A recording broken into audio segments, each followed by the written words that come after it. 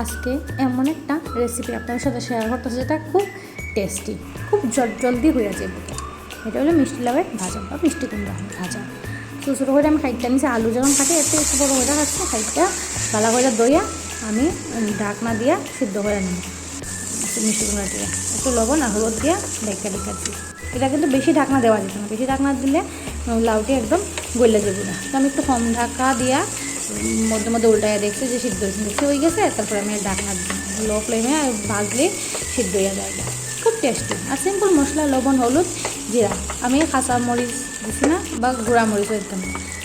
দেখছেন আমার Ninja technique, যখন সবজি কম থাকে তখন আমি এরকমই সম্বাস দিই।